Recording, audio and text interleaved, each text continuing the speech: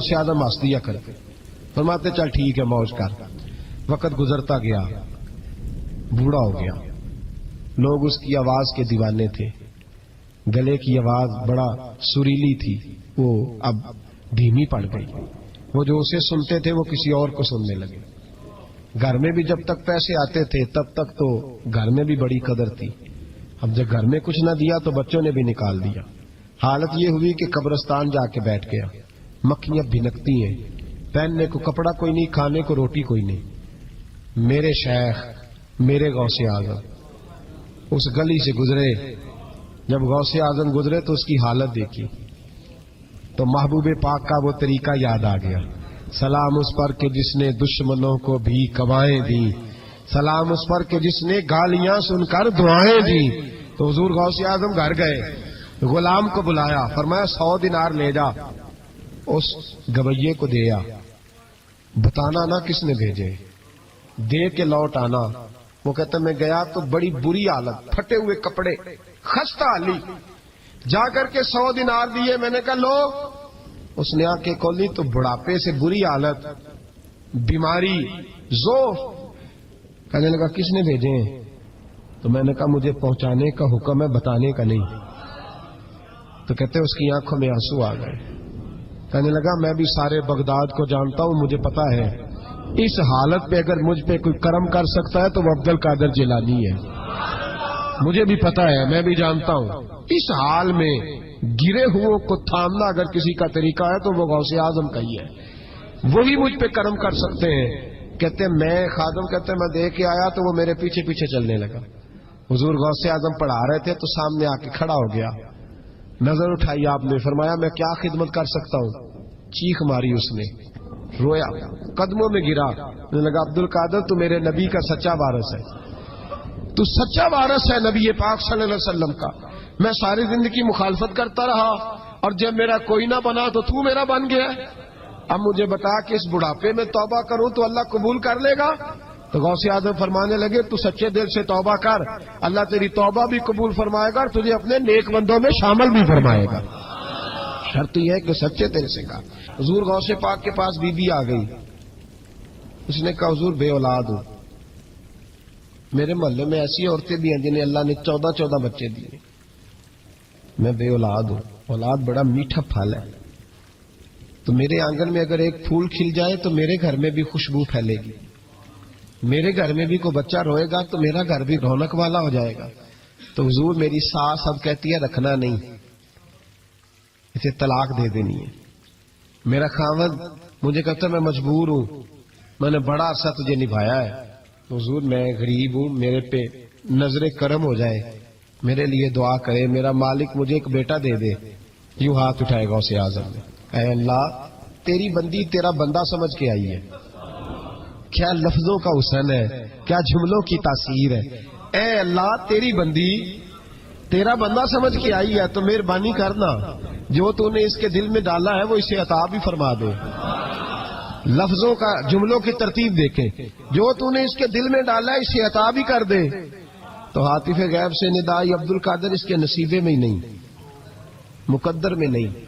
میں نے کہا انہیں منوانا آتا، جب کہا نا نہیں تو غوث پاک رو پڑے، کہنے لگے میں سمجھ گیا ہوں تو مجھے رسوا کرنا چاہتا ہے، تو مجھے رسوا کر دے، تو رسوا کرنا، تجھے نہیں پتا تھا عبد القادر کے پاس جا رہی ہے، تو مالک ہے، تو اس کے ارادے سے آگاہ نہیں تھا، مولا تو بے نیاز ہے، تجھے پتا تھا میرے پاس آ رہی ہے، ٹھیک ہے، یہ کہے گی لوگوں سے جا کے کہ میں عبد القادر کے دروازے تک ہو آئی ہوں، مجھے تو کچھ نہیں ملا، تو ٹھیک ہے مولا میں تیری رضا پہ راضی، تیری قضا پہ شاکر، ٹھیک ہے نہ دے میں راضی ہوں، تو مجھے رسوا کرنا چاہتا ہے۔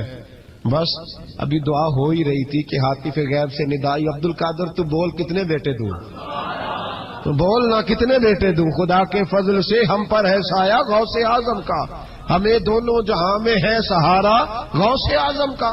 کہ تو بول کتنے دوں، تو کہا یا اللہ چل ایک مانگنے آئی تھی، مہربانی کر 7 عطا کر دے، 7، ایک بیٹا لینے آئی تھی، رب کریم نے اسے 7 بیٹے عطا فرمائے۔ او بھائی تجھے منوانا ہی نہیں آتا تو اس رستے کا مسافر ہی نہیں۔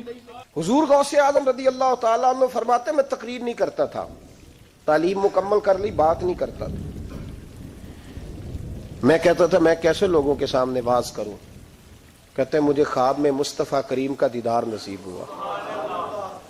محبوب نے فرمایا عبد القادر بات کیوں نہیں کرتے؟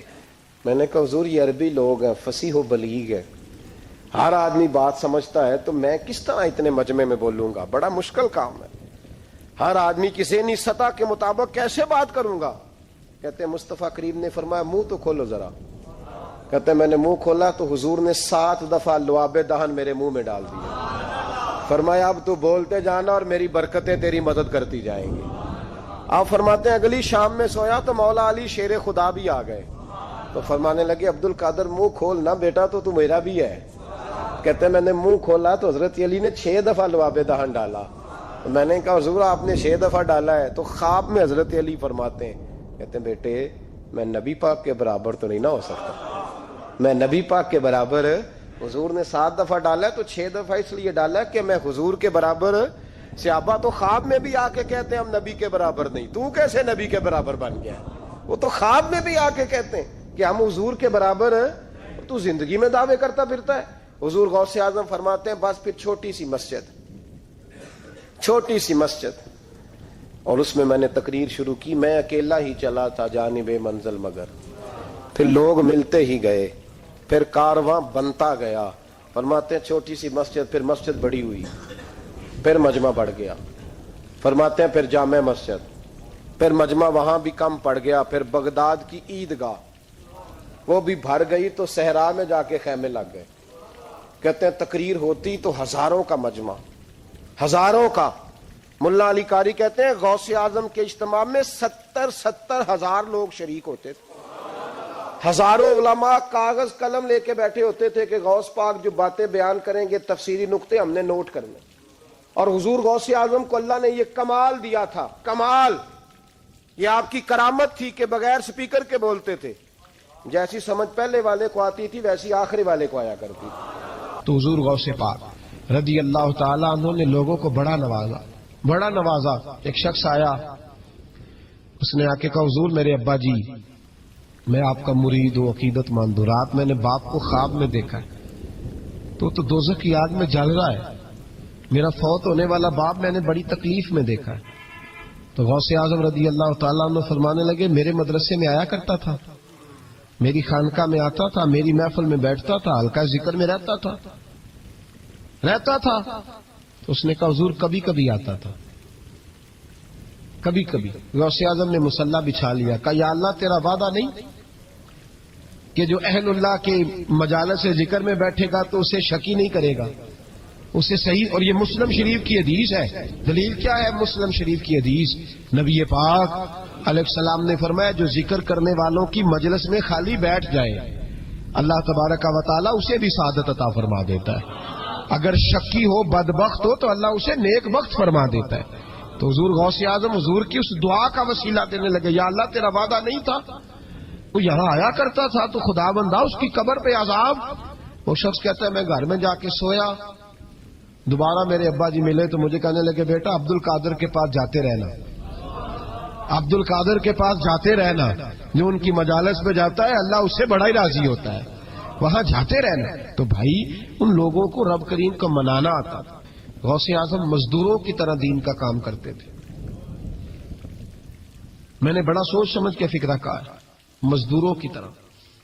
میں نے اپنے گاؤں میں کچھ ایسے مزدور دیکھے جو صبح فیکٹری میں دیہڑی کر کے آتے تھے تو شام کو دیہڑی کر کے آئے ہیں پوری 4 بجے تک 5 بجے تک. تو شام کو کسی آدمی نے مٹی ڈالنی ہے اپنے گھر کے اندر تو اس سے بھی ٹھیکہ کر لیا. اس نے کہا میں 300 روپیہ دوں گا مٹی اٹھا لو. تو وہ مزدور گھر آیا تو اس نے کہا چلو بچوں کے کپڑے بھی لینے ہیں، عید بھی قریب آ رہی ہے. یہ مزدور لوگ بڑی جدوجہد کرتے ہیں. تو رات کو مٹی ڈال دی. حضور غوث اعظم نے مزدوروں کی طرح دین کا کام. یہاں تو موجیں لگی ہیں، تو موجیں لگی ہوئی ہیں لوگوں کی. یہاں تو لوگ ساد رنگ میں مست ہو کے کہتے ہیں بس ٹھیک ہو گیا جی، ہم بڑے پکے ہیں ان کے ماننے والے. غوث اعظم فجر کے بعد فقہ کا درس دیتے تھے. فقہ کا ان کہہ دے وہ بھی مولوی سن، کیونکہ درس جو دیتے تھے. فقہ کا درس فجر کے بعد، ظہر کے بعد غوث اعظم لوگوں کو حدیث پاک پڑھایا کرتے تھے. عصر کے بعد قرآن پاک کی تفسیر بیان کرتے تھے. ہر روز رات کو عشاء کے بعد دور دراز سے مخلوق آتی تھی, لاکھوں کا مجمع ہوتا تھا, اور غوث اعظم وہاں رسول اللہ کا دین لوگوں کو سمجھایا کرتے تھے. 1000 آدمی کاغذ قلم لے کے عالم بیٹھا کرتے تھے. غوث اعظم جو تفسیر بیان کرتے اسے لکھا جاتا تھا. یہ حضور غوث اعظم کا طریقہ ہے. غوث اعظم بغداد کی جامع مسجد کے خطیب تھے. وہ خطیب تھے مسجد کے. جامعہ نظامیہ کے نام سے غوث اعظم نے مدرسہ بنایا ہوا تھا. وہ ایک ادارے کے پرنسپل تھے. جسے الف با سیدھی پڑھنی نہ آئے, وہ کہے میں بڑا ولی ہوں, مجھے غوث پاک کا فیض ہے. تجھے کس طرح کا فیض ہے؟ غوث اعظم کا فیض یہ آپ فرمایا کرتے, جتنی جس کی زبان میں تاثیر زیادہ ہو سمجھو میرا فیض اسے زیادہ ملا ہوا ہے. آپ تقریر کرتے تھے, خطبہ دیتے تھے, روز رات کو بیٹھتے تھے. صلاح الدین ایوبی کھڑے ہو کے کہنے لگے فلسطین میں, فرمایا میں لڑوں گا اس لیے کہ میں عبد القادر کے مدرسے کا طالب علم ہوں, اور فرمانے لگے یہ 70,000 فوج میرے ساتھ ہے, ساری غوث اعظم کو ماننے والی ہے. انقلاب غوث کے ماننے والے لائیں گے. یہ لوگ انقلاب برپا کریں گے جن کے دلوں میں بغض رہتا ہے اللہ کے ولیوں کا. اور ہر رسالے میں کبھی یہ کون سا جہاد ہے, کبھی بابا فرید کے خلاف لکھتے ہیں, کبھی غوث اعظم کے خلاف لکھتے ہیں. شرم نہیں آتی؟ کھالوں سے تم نے پجارو خریدی ہوئی ہے, کھالیں کٹھی کر کے تم نے کلاشنکوف لی ہوئی ہیں, مکانوں میں رہتے ہو, اور قوم ہے کہ وہ دیکھتی نہیں. اور بھائی دنیا میں رہنا ہے تو کچھ پہچان پیدا کر. لباس خضر میں یہاں سینکڑوں رہزن بھی پھرتے ہیں. ہر داڑھی پگڑی والے کو دیندار نہ سمجھ لیا کرو. خدا را یہ پہچان پیدا کرو. جس کے مرضی پیچھے لگ جاتے ہو. حضور غوث پاک شیخ عبد القادر جیلانی رضی اللہ. اور آج کل کی میں جاتا ہوں نا محفلوں پہ, تو میں دوستوں سے کہتا ہوں اب کوئی دوست ٹائم لینے آتے تو میں پوچھتا ہوں محفل کیوں کرانی ہے؟ محفل کہنے ثواب واسطے. تو میں کہا سورت یاسین پڑھا لو. کار ساری زندگی ثواب کے چکر میں رہو گے, انقلاب کب آئے گا؟ میلاد کی محفل کر لو, سارا سال برکتیں نازل ہوں گی. وہ محفل کو ایک روپ دو, ایک رنگ دو. محفل ایک انقلاب کا نام ہے. غوث اعظم نے ہمیں وہ والی محفل سکھائی ہے جس میں بے نمازی آتا تو نمازی بن کے جاتا, جس کے اندر چور ڈاکو آتا تو توبہ کر کے جاتا, جس کے اندر کوئی ماں باپ کا نافرمان آتا تو گھر جا کے ماں باپ کے پیروں میں بیٹھ جاتا. ثواب کے لیے محفل, ثواب کے لیے 11ویں. اس سے باہر ہے, بڑا ہو گیا یہ کام. ناکاں بھی چلے ہوئے ہیں پکے ہی, وہ بھی ادھر کو سفر کر رہے ہیں ادھر کو سفر, وہ بھی سارے ثواب اکٹھا کر رہے ہیں. کہتے تو محفل کرا تو بخشیا جائے گا. جدے ہاتھ نوٹاں جدتی انہوں کہتے چوری صاحب شیر تیری نظر ہی. اور میں کہ ظالما شیر نبی پاک دا تے نظر بندے دی کر چھڑے, کچھ سوچ. اور جس نے پیسے زیادہ دیے اس کہتے عاشق رسول ہے. میں کہ تو کتوں مور لئی لوکاں نو عشق دی ڈگریاں ونڈدا پھردا ہے, کدھر سے تو نے یہ لے لی اسٹیمپ جو لگاتا ہے یہ عاشق ہے یہ عاشق نہیں. محفل کرانے والا پاویں بجلی چوری کرتا ہوئے تو عاشق رسول ہے. تو یہ باہر آئے حضور غوث اعظم. ہر روز محفل ہوتی تھی, لیکن جو آتا تھا اللہ اس کا دل بدل دیتا تھا. اور چونکہ ریاکاری نہیں تھی, تسنو نہیں تھی, بغداد میں محفل ہو رہی, غوث اعظم تقریر کر رہے ہیں, بارش شروع ہو گئی, لوگ بکھرنے لگے. تو حضور غوث اعظم رضی اللہ تعالیٰ سر جھکا کے کہنے لگے مولا تو دلوں کے بھید تو جانتا ہی ہے نا, اگر یہ بندے میں نے اپنے لیے اکٹھے کیے ہیں تو سارے بھگا دے, اور اگر تیرے لیے اکٹھے کیے ہیں تو پھر بھی تیری مرضی ہے. تو دلوں کے بھید جانتا ہے. لوگ کہتے ہیں سارے بغداد میں بارش ہوتی تھی, جہاں غوث اعظم کا جلسہ ہوتا تھا وہاں نہیں ہوتی تھی, وہاں نہیں ہوتی تھی, اس لیے کہ انہیں اللہ کو منانا آتا تھا, انہیں طریقہ پتا تھا. حضور غوث اعظم نے اپنی گفتگو سے, تقریر سے, خطبے سے, الفتح الربانی حضور غوث اعظم کی تقریروں کی کتاب چھپی ہوئی ہے, آپ کے ملفوظات ہیں, آپ کے خطبے. اور بھائی اس کو لوگ معمولی کام سمجھتے ہیں, بس ثواب کے لیے کر لو. خدا را غوث اعظم کا طریقہ تو سمجھو. اور پھر تبلیغ فرمائی, دین کا کام کیا, نذرانے نہیں بٹورے, نذرانے نہیں بٹورے. اور اس طرح نہیں کہ مولوی صاحب کا سیاست سے کوئی تعلق نہیں, میرے لاکھوں مرید ہے, میں نے نہیں چھیڑنا حکومت کو, ایسے نہ ہو جائے حکومت میرے خلاف ہو جائے, یہ کوئی چکر نہیں. بادشاہ وقت آیا نذرانہ دینے, وقت کا بادشاہ نذرانہ دینے آیا. وہ کہتا ہے میں رستے میں سوچ رہا تھا اگر یہ ولی ہوئے تو مجھے پتا چل جائے گا, اگر تم نے سیب کھلائے نا, سیب کا موسم نہیں, پھر تو ولی اللہ ہے, اور اگر سیب نہ کھلائے تو پھر نہیں میں مانتا. ٹھیک ہے نا جی, جس طرح